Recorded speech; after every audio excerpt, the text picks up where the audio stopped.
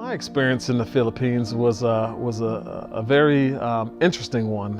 In fact, it was, I would probably say, one of my greatest trips that I've taken thus far. My first time there was last year. It was amazing when we walked into some of these unreached people group villages. The poverty was all around us, but they didn't have a poverty of spirit. They were so receptive of us.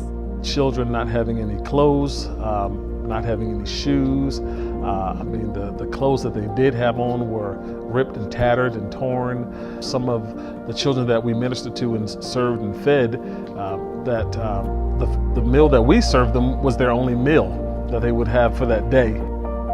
Many of the children didn't even have underwear. It was the first time in my life I had a little guy come up to me. He was probably about 9 years old, and he had big alligator tears coming down his face, and he said, "Do you have any more briefs?" And I thought, boy, I've never had a child cry because they wanted a pair of underwear. And another thing that's happening is it has opened up a whole new hemisphere of ministry for Samaritans' Feet.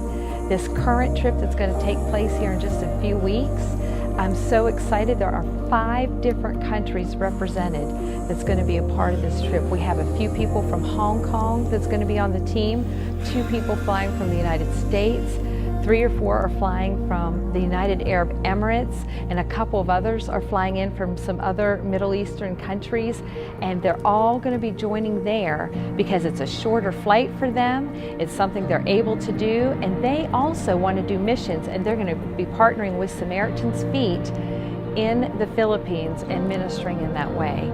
I think it's very unique that Samaritans' Feet is positioning itself in the Philippines, primarily because the Philippines consist of about 7,000 islands. Also, it's very centrally located in that Southeast Asia corridor.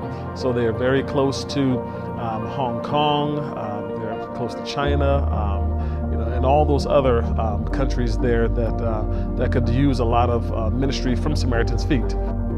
One of the main reasons it was so important for us to be able to get shoes to Daryl without a team having to take them in is that provided the opportunity for some of the folks from the Middle East in areas where they maybe can't get shoes or raise the shoes or take them over the borders to actually go in and be a part of our ministry. So it's so wonderful that the ministry, the tools for the ministry are already there for Daryl, that we can support him in getting shoes and supplies to him that I have no doubt that he is going to use very well to further the kingdom.